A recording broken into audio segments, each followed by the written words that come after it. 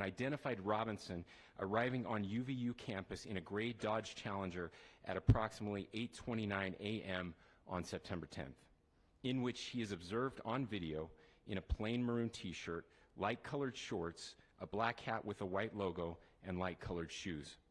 When encountered in person by investigators in Washington County on September 12th, in the early morning hours, Robinson was observed in consistent clothing with those surveillance images.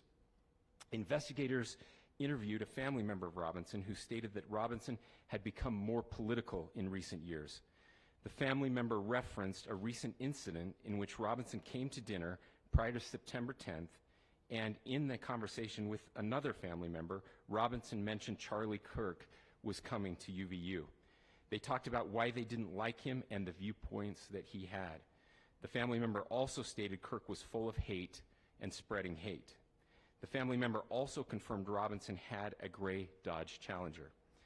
Investigators identified an individual as the roommate of Robinson.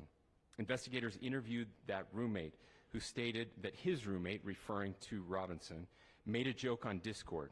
Investigators asked if he would show them the messages on Discord. He opened it and showed several messages to investigators and allowed investigators to take photos of the screen as each message was shown by Robinson's roommate. These photos consisted of various messages, including content of messages between the phone contact named Tyler with an emoji icon and Robinson's roommate's device.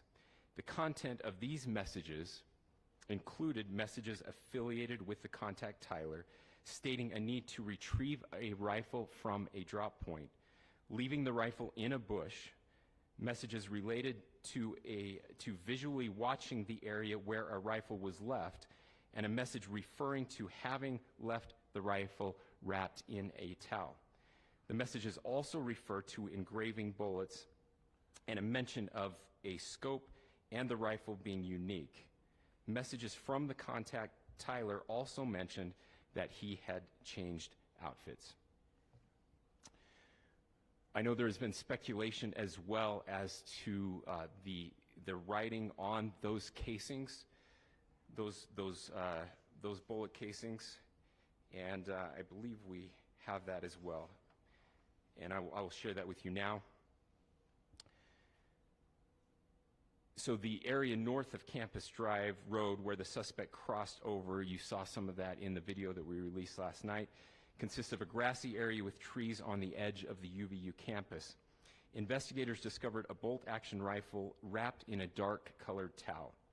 The rifle was determined to be a Mauser Model 98 30-06 caliber bolt-action rifle. The rifle had a scope mounted on top of it. Investigators noted inscriptions that had been engraved on casings found with the rifle. Inscriptions on a fired casing read, "Notices, bulges, capital O-W-O, what's this, question mark." Inscriptions on the 3 unfired casings read, "Hey fascist, exclamation point, catch, exclamation point." Up arrow symbol, right arrow, and symbol, and 3 down arrow symbols. A second unfired casing read, "Oh Bella Chow, Bella Chow, Bella Chow, Chow Chow," and a third unfired casing read, "If you read this, you are gay, LMAO." We are indebted to law enforcement across the state who's worked seamlessly together, local law enforcement, state law enforcement, and our federal partners with the Federal Bureau of Investigation. We're grateful for everyone who worked together in such a short amount of time to find this person and to bring justice. I want to thank the public who has been so engaged, reviewing videos, helping us with sending in tips, and helping us get to this point. I want to thank the family members of Tyler Robinson who did the right thing in this case and were able to bring him into to law enforcement as well. I especially want to thank the family of Charlie Kirk, Erica, Charlie's parents, his children. I want us to be thinking of them as we bring justice in this case. they will be involved in that justice. We will be working very closely with them as we move through this process as well. This is a very sad day for our country, a terrible day for the state of Utah, but I'm grateful that at this moment we have an opportunity to bring closure to this very dark chapter in our nation's history. With that, I will now turn the microphone over to the Director of the FBI, Kash Patel. Thank you, Governor. This is what happens when you let good cops be cops. The FBI and our partners are proud to stand here today together to bring justice to the family of Charlie Kirk and honor his memory. I want to express my deep gratitude to President Trump, the Vice President, and the entire White House who have been so incredibly supportive with both resources and just personally to the FBI as a team. They had our backs the entire way, and I just want to express my gratitude for giving us the resources we need to operate in this space to bring this sort of justice at this sort of speed. In 33 hours, we have made historic progress for Charlie. Governor Cox, our partnership has been absolutely incredible these last few days. Our partnership will endure. Your state and local partners, your sheriffs, your DPS community has been unbelievably impressive in the hardest of times. And a case like this cannot be solved, cannot be brought without partnering with your state and local authorities. The FBI has a certain role to play, and we will play that role, and we will lead out for the federal government. But Governor Cox, we are so grateful for your state partnership that led out on this investigation. A little bit of the timeline. Charlie was shot at 12:23 p.m. on Wednesday. The first FBI agents arrived on scene in 16 minutes with chiefs of police at 12:39 and secured the scene. The FBI immediately launched fixed-wing assets. We utilized these assets to transport personnel, specialty technicians, hostage rescue teams. We also utilized these assets to go back and forth from the East Coast and here in Utah to transport forensic evidence and other evidence that will be analyzed and is being analyzed at our FBI laboratories in Quantico and other laboratories, including the ATF. At my direction, the FBI released the first set of FBI photos of the suspect at 10 a.m. local time on 9/11. Then, shortly thereafter, the FBI reward of $100,000 was released at 10:45 a.m. local. Myself and Deputy Director Bongino arrived on the scene at approximately 5:30 p.m. on 9/11. The governor led a press conference last night at approximately 8 p.m., where at my direction, the FBI released a never-before-seen video of the suspect. We also released new images to the public of the suspect. And just last night, the suspect was taken into custody at 10 p.m. local time. In less than 36 hours, 33 to be precise, thanks to the full weight of the federal government and leading out with the partners here in the state of Utah and Governor Cox, the suspect was apprehended in a historic time period. And I want to highlight what Governor Cox said. This would not have been possible without you, the media, and you, the public. That's why we went so public, so fast, and we're so transparent, and we're committed to that transparency. The crime scene, just a little bit there. It is a large crime scene. State and local authorities, along with federal authorities, processed that crime scene quickly. And I even had the ability to walk through that crime scene and walk through the steps the suspect took to learn more about what was needed and what resources we needed to bear to create a full picture for the FBI and leadership back in Washington. Furthermore, thankfully to state and local partners, forensic evidence has been seized and continues to be garnered. Forensic evidence has already been evaluated at FBI laboratories in Quantico and state and local authorities here. We will continue to process evidence as we see it, as we collect it, and we will continue to deliver to Governor Cox and his team. Last night, we had a total of approximately 7,000 leads. As of this morning, thanks to your great work, we have over 11,000 leads that were called in to the FBI. And we are running out every single lead that we can. Every one of those leads will be run out. The arrest is a testament to the dedication of good law enforcement being great, and partnerships in law enforcement, which I've tried to highlight as my tenure as the director of the FBI. There is no better relationship, for law enforcement than the FBI to partner with state and local authorities, and you've seen it here in these last few days.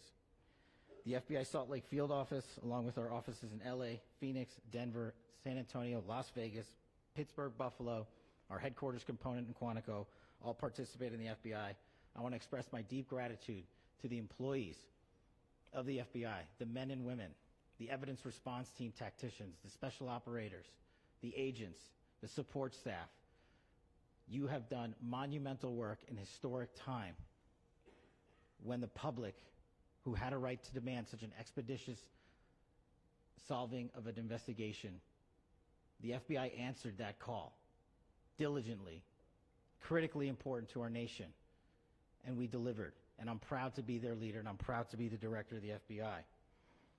This is a very much an ongoing investigation, as the governor said, and we will continue to work with state and local authorities to develop the investigation, to provide them the evidence they need for their ongoing prosecutions, and we will be here to answer every call they absolutely have, as long as it takes, for as long as we need to find and apprehend whatever suspects were involved in this crime. Lastly, to my friend Charlie Kirk, rest now, brother. We have the watch, and I'll see you in Valhalla.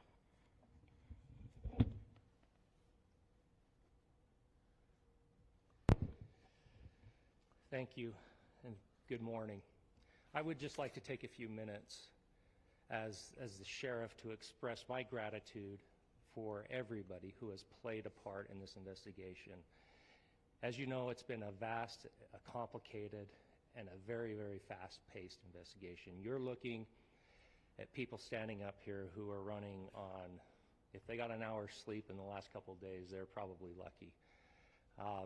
It has been very taxing. It has been so impressive, speaking on behalf of the local law enforcement, to see the cooperation that we've seen in this type of case. Across the state, sheriffs, chiefs, our state partners have stepped up and have come to the call on anything that we needed. Our county chiefs have been phenomenal.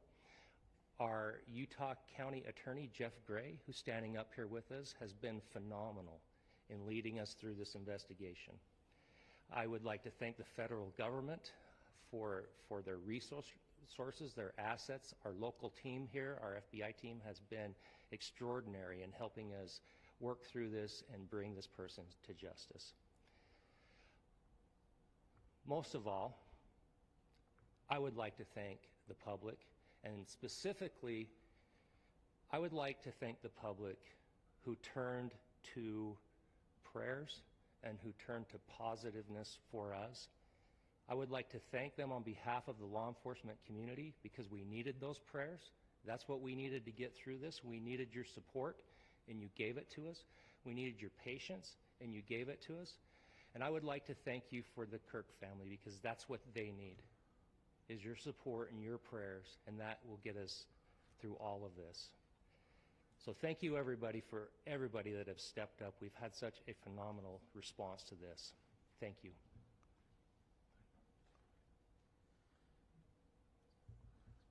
I also want to give a special thanks to the Attorney General and the Department of Justice. Their unwavering support and their commitment to justice is shown true here. And without AG Bondi and Deputy Attorney General Todd Blanche and the resources they brought to bear, we would not have been able to complete our mission. And I just want to say special thanks. It's an honor to be a part of the Department of Justice. Thank you again to our incredible law enforcement team who has worked so hard. Sheriff, I got a solid 90 minutes last night, so I'm probably the most well-rested person up here. Ladies and gentlemen, I get the microphone, so I hope you'll permit me a moment just to share a few more thoughts about where we are and how we got here, and maybe a little bit of where we go from here. I don't want to get too preachy, but I think it's important that we, with eyes wide open, understand what's happening in our country today. I've heard people say, well, why are we so invested in this? There's violence happening all across our country, and violence is tragic everywhere. and every life taken is a child of God who deserves our love and respect and dignity. This is certainly about the tragic death, political assassination of Charlie Kirk. But it is also much bigger than an attack on an individual. It is an attack on all of us. It is an attack on the American experiment. It is an attack on our ideals. This cuts to the very foundation of who we are, of who we have been, and who we could be in better times. Political violence is different than any other type of violence for lots of different reasons. One, because in the very act that Charlie championed of expression, that freedom of expression that is enshrined in our founding documents, in having his life taken in that very act, makes it more difficult for people to feel like they can share their ideas, that they can speak freely. We will never be able to solve all the other problems, including the violence problems that people are worried about, if we can't have a clash of ideas safely and securely. Even, especially those ideas with which you disagree. That's why this matters so much. Over the last 48 hours, I have been as angry as I have ever been, as sad as I have ever been. And it was, as anger pushed me to the brink, it was actually Charlie's words that pulled me back. I'd like to share some of those. And specifically right now, if I could, I need to talk to the young people in our state, in my state, and all across the country. As President Trump reminded me, he said, you know who really loved Charlie? The youths. And he's right. Young people loved Charlie, and young people hated Charlie. And Charlie went into those places anyway. And these are the words that have helped me. Charlie said, when people stop talking, that's when you get violence. He said, the weak can never forgive. Forgiveness is the attribute of the strong. The only way out of the labyrinth of suffering is to forgive. Welcome without judgment, love without condition, forgive without limit. He said, always forgive your enemies. Nothing annoys them so much. A few months ago, I referenced this last night, Charlie posted to social media, when things are moving very fast and people are losing their minds, it's important to stay grounded. Turn off your phone, read scripture, spend time with friends, and remember, internet fury is not real life. It's going to be okay. He again said, when you stop having a human connection with someone you disagree with, it becomes a lot easier to commit violence. He said, what we as a culture have to get back to is being able to have a reasonable agreement, where violence is not an option. Now, again, to my young friends out there, you are inheriting a country where politics feels like rage. It feels like rage is the only option. But through those words, we have a reminder that we can choose a different path. Your generation has an opportunity to build a culture that is very different than what we are suffering through right now. Not by pretending differences don't matter, but by embracing our differences and having those hard conversations. I think we need more moral clarity right now. I hear all the time that words are violence. Words are not violence. Violence is violence. And there is one person responsible for what happened here, and that person is now in custody and will be charged soon and will be held accountable. And yet, all of us have an opportunity right now to do something different. I want to thank my fellow Utahns. This bad stuff happens. For 33 hours, I was praying that if this had to happen here, that it wouldn't be one of us. That somebody drove from another state, somebody came from another country. Sadly, that prayer was not answered the way I had hoped for, just because I thought it would make it easier on us if we could just say, hey, we don't do that here. And indeed, Utah is a special place. We lead the nation in charitable giving. We lead the nation in service every year. But it did happen here. And it was one of us. But I want you to look at how Utahns reacted the last 2 nights. There was no rioting. There was no looting. There were no cars set on fire. There was no violence. There were vigils and prayers and people coming together to share the humanity. And that, ladies and gentlemen, I believe is the answer to this. We can return violence with violence. We can return hate with hate. And that's the problem with political violence, is it metastasizes. Because we can always point the finger at the other side. And at some point, we have to find an off-ramp, or it's going to get much, much worse. But see, these are choices that we can make. History will dictate if this is a turning point for our country.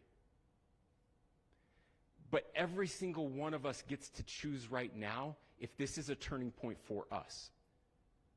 We get to make decisions. We have our agency.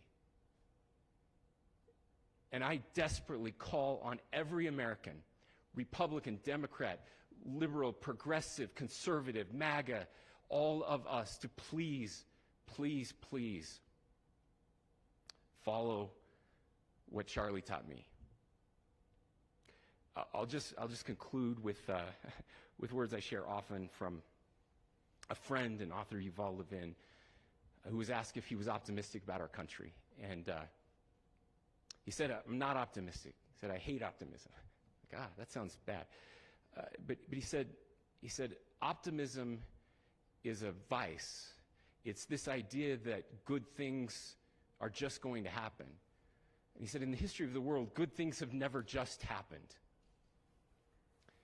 He says, I'm not optimistic, but I am hopeful. And hope is the virtue that sits between the vices of optimism and pessimism. Hope is the idea that good things are going to happen because we can make them so. I still believe in our country. And I know Charlie Kirk believed in our country.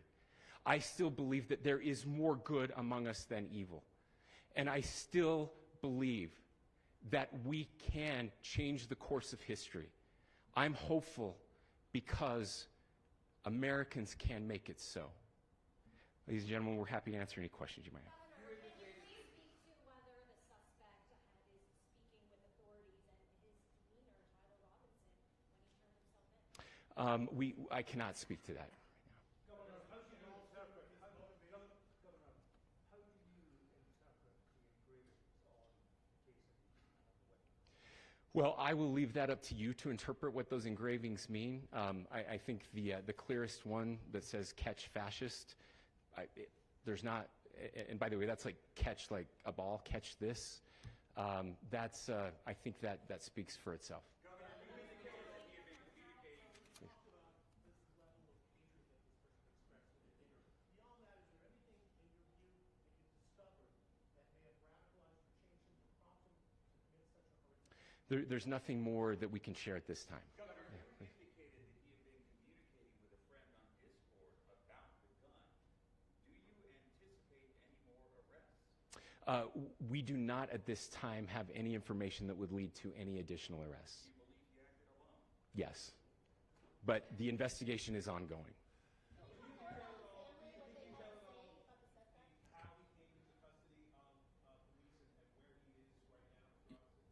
Yes, so right now, Mr. Robinson has been booked into the Utah County Jail. You heard the president this morning report that he was taken into custody, that his family and a friend helped to deliver him into custody of law enforcement in Washington County. For those of you that don't know where Washington County is, it is the southwesternmost part of the state of Utah. It's about a 3.5 to 4 hour drive from here, where we are right now, and that's where he lived and where they turned him in. Please, go here. I can't share any more than what I've already shared. Yeah.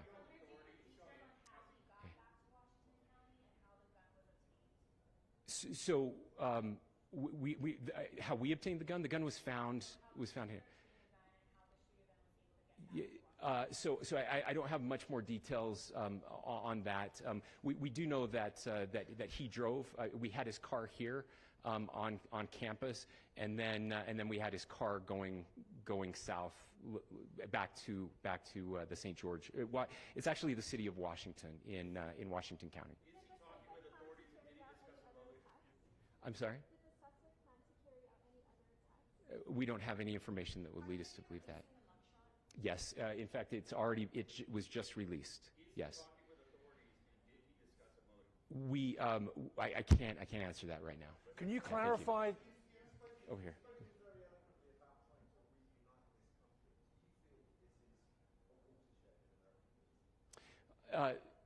I absolutely believe that this is a watershed in American history, yes. The question is what kind of watershed? And that chapter remains to be written. Is this the end of a dark chapter in our history or the beginning of a darker chapter in our history? Look, I mean, if you look at true political assassinations in this country of someone of this stature, this feels a lot like the late 60s. And having one so gruesomely displayed on camera in all of our hands and in all of our pockets, we are not wired as human beings biologically, historically. We have not evolved in a way that we are capable of processing those types of violent imagery. And by the way, we've seen another one with a gruesome stabbing very recently that went viral.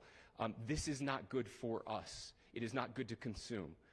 Social media is a cancer on our society right now. And I would encourage people to log off, turn off, touch grass, hug a family member, go out and do good in your community.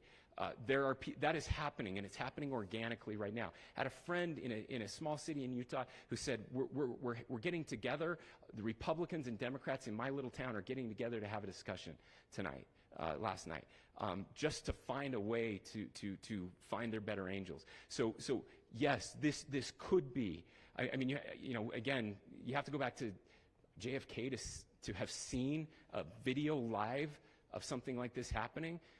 I wasn't born until 1975, but I know that things were really dark in the late 60s. Sorry to some of you. I know some of you were there.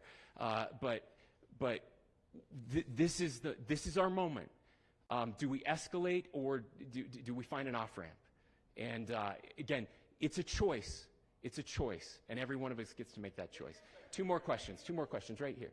Could we clarify that the release of those enhanced images at 8 p.m., the timeline that Director Patel gave us, led to the arrest at 10 p.m.? Is there a direct connection between those two events? I cannot comment if there is a direct connection or not, but all I can say is that through some process, the family came to know that this had happened. One more thing, Governor. Could you just clarify the clothing issue you mentioned earlier?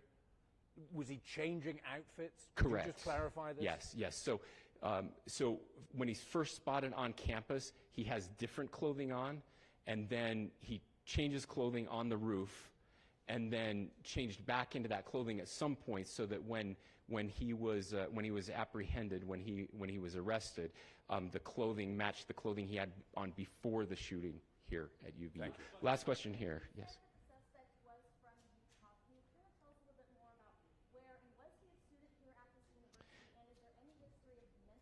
Yeah, so I don't have any information on the mental illness part. He was not a student here at UVU.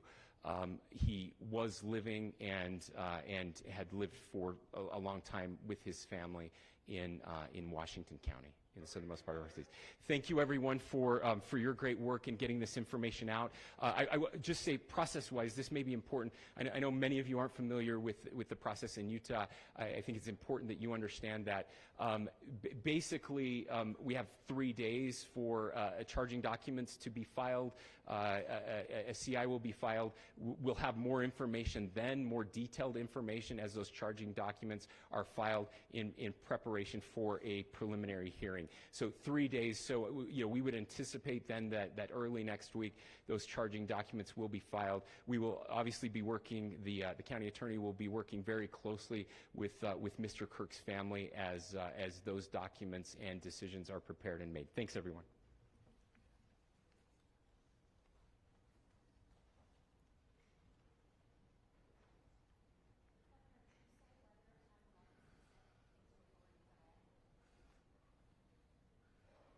Do you guys want Nick?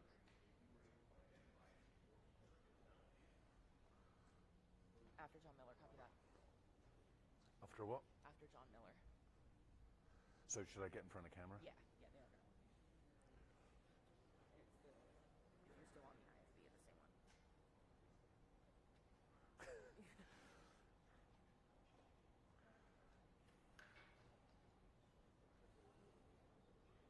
one. One, two, three, 1, 2, 3, 1, 2, 3, 1, 2, 3. Cool.